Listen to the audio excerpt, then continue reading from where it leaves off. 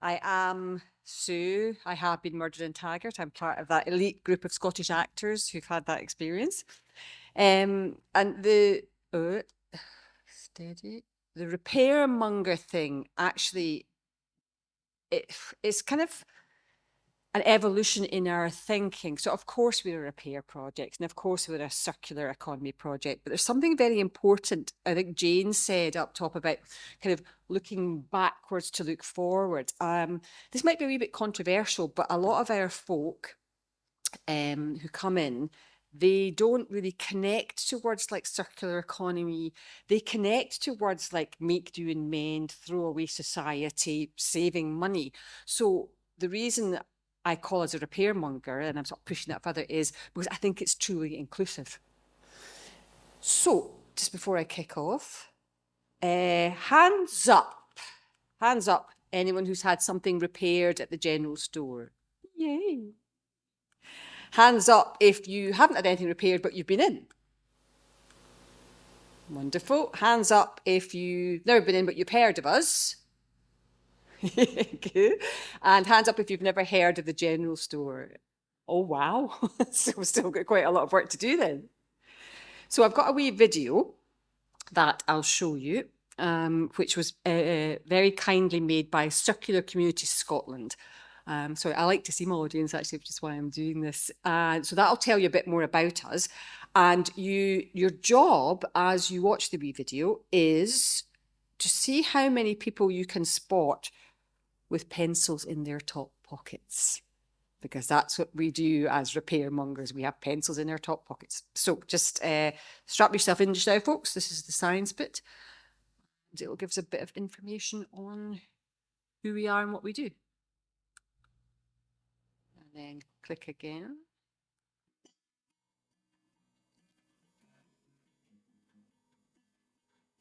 What we thought we would have was a nice little hobby, maybe come in a couple of days a week and, have one fixer. Goodness me, it exploded. I'm Sue Briggs and I'm the CEO of the General Store Selkirk. So we're a repair project, a repairmongers right in the centre of the town of Selkirk in Marketplace. We're a community interest company. Any profit that we do make goes back into supporting our purposes. So we fix a whole range of things: small electricals, laptops, tablets, leather. Our motto is, if you can bring it in, then we'll give it a go. Somebody once even brought a tumble dryer in one time and we did manage to fix it. People quite rightly ask, how much is my repair going to cost? Now, it could be a wee bit tricky to give a quote on that because obviously we haven't looked at it, so we don't know what the problem is and whether or not we'll be able to fix it. But we have one important mantra, which is no fix, no fee. And I hope that really builds trust with people. We're about a 50-50 mix of paid staff and volunteers. We also want to create jobs for people locally, so most of our fixers are actually paid. The shop premises is our fundraising wing, if you like. So we sell second-hand and handmade items, and any profit that we make from that goes to supporting the repair project. Engagement with our community really matters to us. And we also talk about repair in a way that makes sense to us. And honestly, everyone that we have a conversation with about those kind of things gets it. They like the idea of being able to have things repaired, to reuse their items, to save money. So although we're on the side of saving things from landfill, we're on the side of climate change, sustainability, we don't have to have in-depth conversations about that. Honestly, the team of people that I've got are utterly brilliant. And it really matters to us to be part of the community in Selkirk. I mean, who wouldn't want to come to work every day, do something of value, meaningful, and be playful? Thank you, Circular Community Scotland, for making that video of us. So hopefully, if you haven't heard of us or you've not been in, that gives you more of an insight into who we are and what we do. Let's have a quick quiz. What do you think? So I'm going to give you a multiple choice on this one. What do you think is the most common item that we repair? So I'm not giving you a multiple choice. What do you think is the top most common item? Toasters? No, they do come in, and they're sadly they're one of our few real failures, but they're not the most common. Toasters are impossible to fix. Hoovers come in at number 4. Furniture does come in, but not in the top 4. Hi-fi equipment does come in, but not in the top 4. Kettles do come in, not in the top 4. And they're also some of our kind of nightmare fixes. Again, they're not made to be fixed. Lawnmowers do come in and they're not in the top 4. Shall I put you out your misery? So we repair all of those things. They do come in. And it kind of ebbs and flows a little bit. But at the moment, our top items are lamps, garden tools in the broadest sense. People like to have their tools sharpened. That's a kind of a piece of work that seems to have fallen away completely in recent years.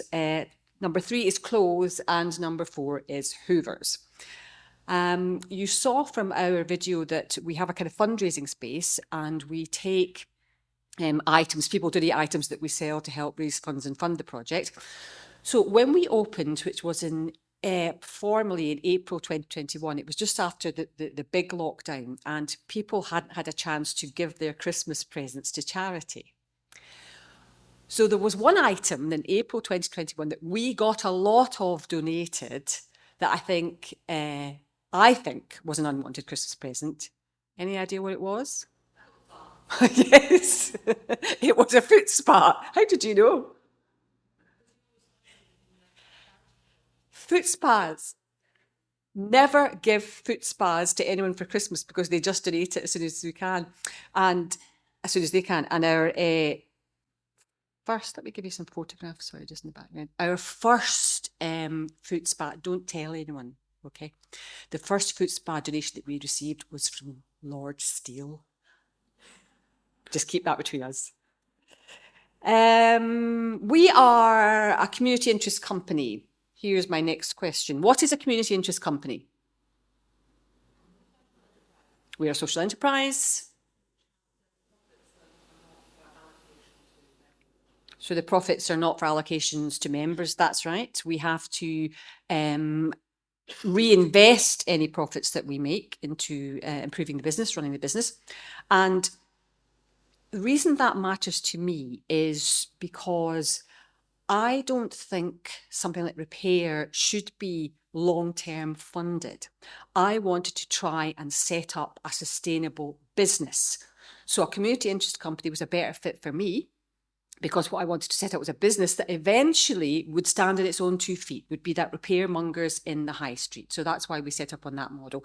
This is Callum, we've got a few youngsters from the Kickstart programme. Universal Credit joined us. So this is Callum sharpening an axe. So with me hovering nervously in the background as the photographer took the photograph. This is, okay, so click for, sorry folks. Anyway, there's other photographs, which I'll show you if I can. So, we're the repair project. We've actually got, we're representing circular economy as well as creativity. We've actually got huge challenges ourselves around net zero and being truly sustainable. So, for example, people usually come and pick up their stuff from us. You know, like if we can't fix it, they take it away. But if they don't, we end up with a whole lot of stuff that we have to take to landfill ourselves. So it kind of stops if we can't fix it, our kind of green intervention actually stops there. We also have huge net zero or sustainability challenges around procurement because at the moment, a lot of the parts, we have to get them from, for example, from China. So we want to fix something and you get this tiny wee thing that you need to fix it and it has to come all the way from China, which is just not sustainable. So actually, in lots of ways, if we were asked to produce a carbon plan or a justification, then, you know, I'd worry that we would not be up to standard. So although we're doing a repair thing, we've still got huge challenges about being genuinely sustainable.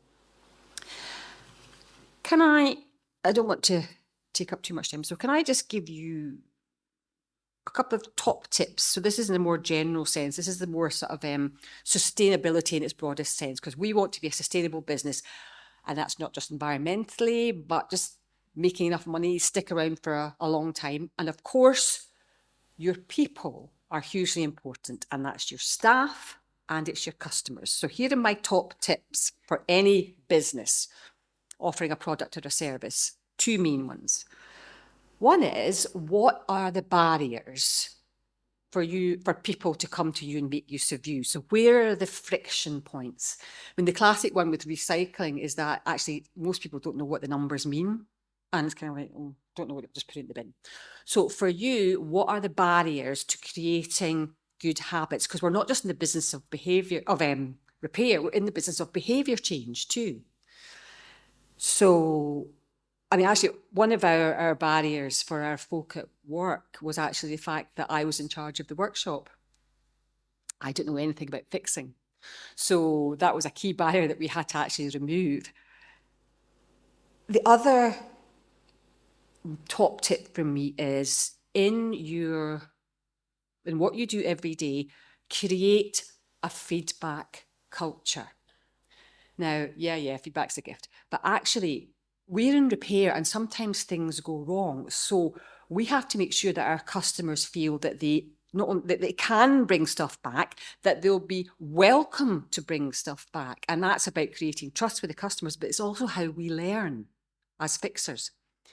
And with the staff, our staff, we continually give each other feedback, and it's taken us almost 2 years to get to a point where we can do that without being defensive. So the fixers now are great at, yep, that one didn't quite work, and welcoming the feedback and trying to learn from it and having another go.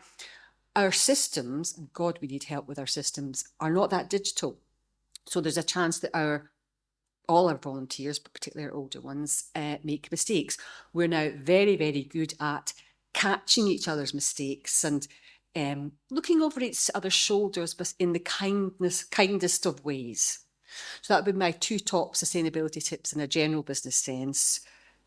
Work out the barriers to creating the habits. So if the habit that you want is going out for a run, what are the barriers to that?